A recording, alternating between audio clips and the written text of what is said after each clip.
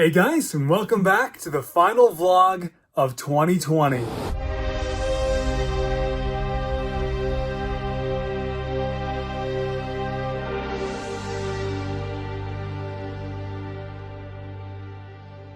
It's Christmas Eve and I am working right now on the Christmas 2020 photo. It's coming together really well. As you can see, it's me front and center with a couple accessories by Eclipse Graphics, but with the new minifigures of the year, including Grogu, the Mandalorian, and Ahsoka from the final season of the Clone Wars. Of course, Chadwick Boseman as Black Panther sporting the tribute helmet I did back at the end of August, along with a ton of Christmas themed minifigures going here with Thor, myself included, and Ahsoka and Obi-Wan, all sporting that Christmas cheer. And of course, Jedi Master doesn't beer. Black Widow and Clint Barton are unfortunately wasting their time this year, as Tony has got the star and he's already flying it up to the top. And this is pretty cool because the background for this shot, the Biltmore mansion, I actually live really close to the estate and I've been in that room and it's pretty weird using it for one of my Christmas photos finally, but this is coming together really nicely. I'm really happy with it and the overall cozy tone as my camera turns off.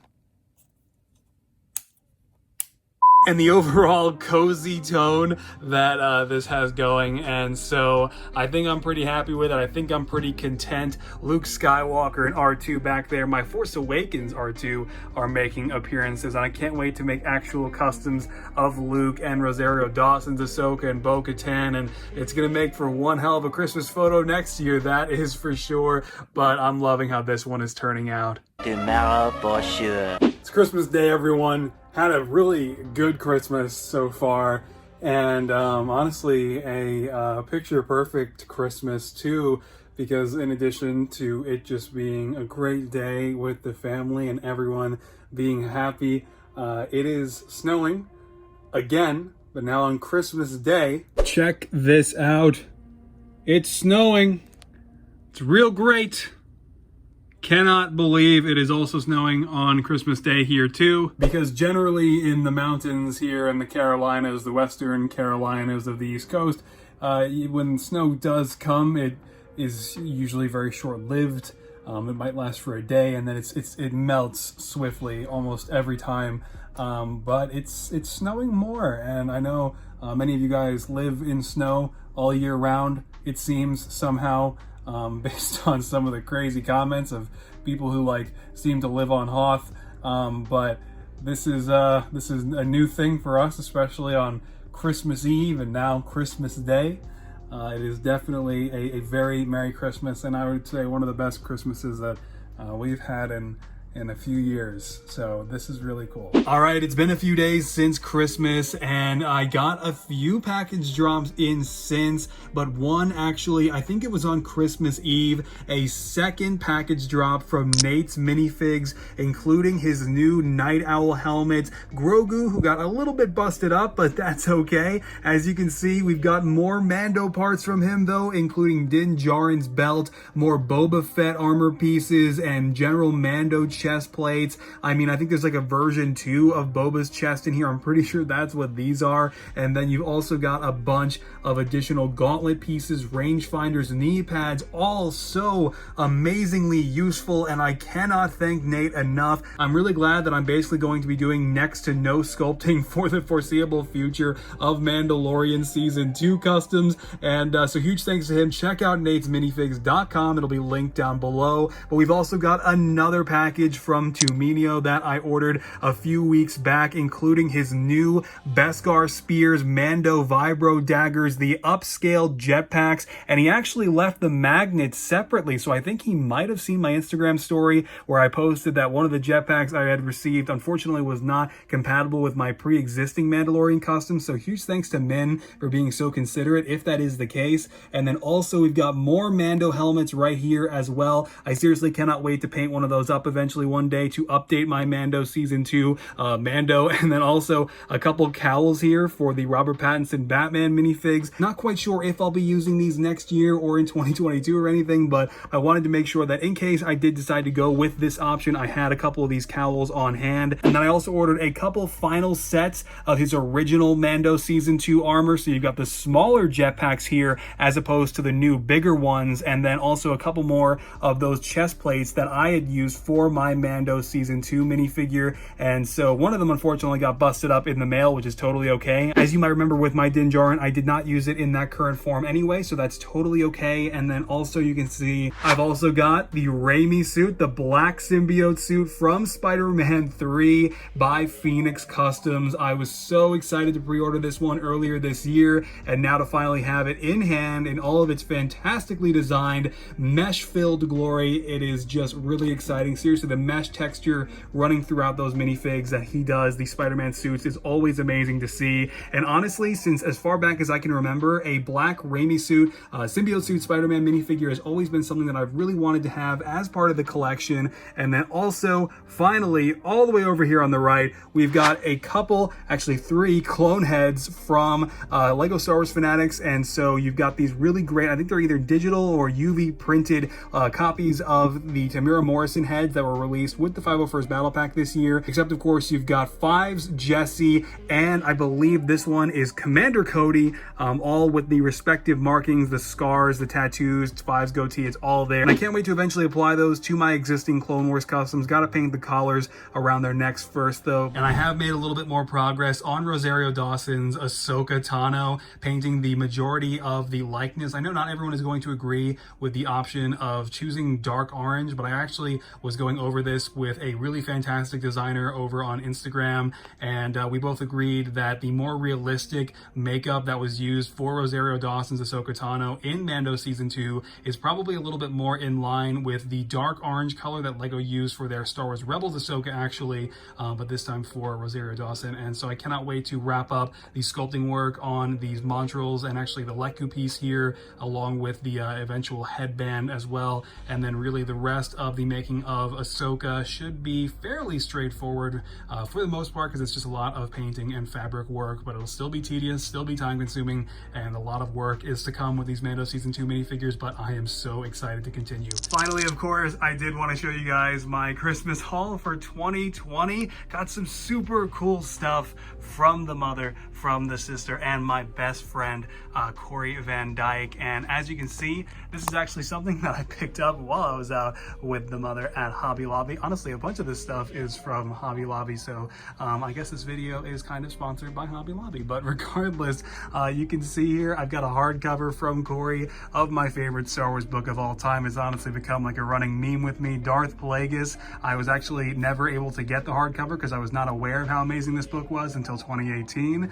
And I'm actually about to finish my second listen through of the audiobook pretty soon here. Absolutely love it. If you're a hardcore Star Wars fan at all, I highly, highly recommend it. Could not recommend Plagueis more. And as you can see, I've got the child, the buildable baby Grogu from Lego. And this is definitely a lot better than the actual Yoda they released. And I wasn't actually planning on getting this myself, but my mother picked it up and it's pretty sick and I can't wait to build it. Also, she did pick up the duel on Mustafar, which I definitely was planning on picking up at some point, but was just kind of holding off on pulling the trigger on it, and she did it for me. The same could be said with the 10-inch chrome Mandalorian and Baby Grogu Funko Pop in there, which I have yet to unbox, but it's so cool. And she actually pulled off this whole stealth operation to get it in the cart and outside the store and purchase it without me knowing while I was with her, which was very funny to find out just recently. And then a couple things from Hobby Lobby here. You can see I've got the Do or Do Not, There Is No Try, and this is a really cool little like canvas wooden print that I definitely am gonna hang somewhere on the wall, and so that's really cool. Love the graphic. Got a Millennium Falcon light switch panel from my sister as well, which is super sick. Can't wait to put that up in my room. And then we've also got a little necklace here that my mother got me. Got This Is the Way and the Armorer, and so this is basically a Mando Season 1 necklace, and definitely a really good way to make you feel like you're a part of the watch, I guess. And so this is very cool. And then also got a little door hanger here, which is actually honestly very practical because I'm always recording and don't always mention it to my family when I am. So the access denied side, I think will definitely be up every time I'm making videos now, if I remember to switch this thing around. On the other side, you might have seen this before if you've been into Hobby Lobby before, but you got Beep Boop come in. It's pretty great, and I do like that a lot. And then also, she got me this baby Grogu snow globe, which is super sick, and it says Mando's little helper. So that's so awesome. And another piece from Hobby Lobby. So this is all super sick. Got some candy down there as well, which probably is not going to be great for me, but hey, that's it for my Christmas 2020 haul. Seriously, so grateful for all of this cool stuff that everybody got me, and yeah. All right, I didn't record much more than that, I'm afraid, but I guess that is it, guys, for 2020 here on MGF Extra as far as the new weekly vlog goes that I started up in the fall, and it's been a real great time. It has certainly been the best year for this second channel by far, and it's also been one of the best channels for the best years for the main channel as well, even though I've kind of dropped off a little bit in these last few weeks, more so due to Christmas reasons, but also a lot of it is me. And as always, I appreciate you guys being super patient with me throughout yet again another year where perhaps I produced a little bit less than I would have liked, but I think 2020 was an unprecedented year for everyone, and certainly the plans that I had made did not wind up coming true, as I think was the case for most of the world. However, I must say there were quite a few takeaways from 2020, things that I already knew but can often forget and do often forget. And I think one of those things is just not taking life for granted. I know you've probably heard that a lot this year, but more so than ever, I have found it to be really important to remember that there really are no destinations, that there is no place that you get to in life where you are content and can just stop or suddenly feel like you're deserving to just live life freely. If that's something that you don't already grant to yourself, it's something that you're never going to grant to yourself, and that's something that I think I've kind of that's the biggest takeaway for me from 2020, that regardless of where you are, you're always going to want to be doing the next thing. You're always going to want to feel like you should be doing the next thing, and that's something I think that we always are dealing with. And it's important to breathe some air. It's important to appreciate just being alive, put the phone down, and just,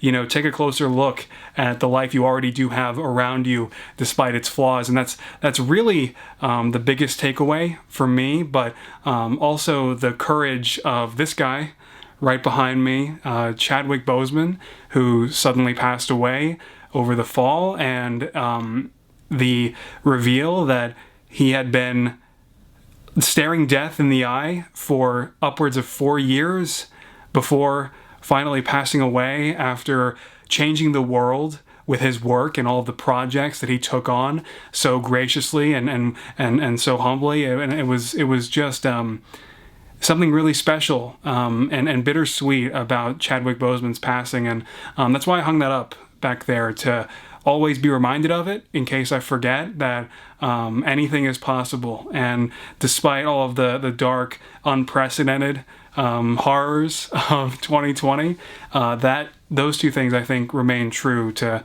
always appreciate what we do have, and to remind ourselves that there is no destination that will ever make us feel content. It really doesn't exist out there, right? It's already here. And I think that was kind of the big message of the movie Soul as well. And so Soul, the film, the recent Pixar film that finally released on Disney Plus, did also reinforce what I had already been thinking all of 2020. And it's a constant thing, trying to remind yourself of these things, trying to remind yourself to be courageous in the smaller moments.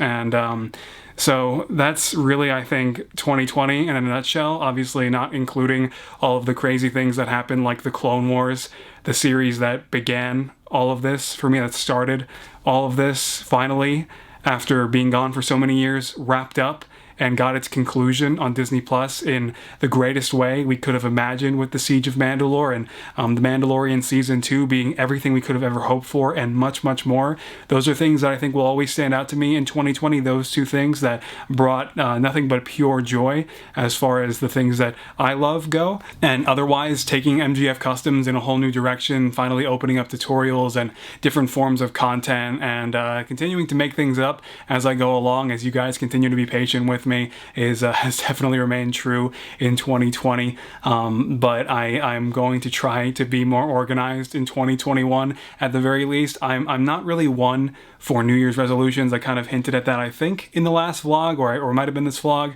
that I just...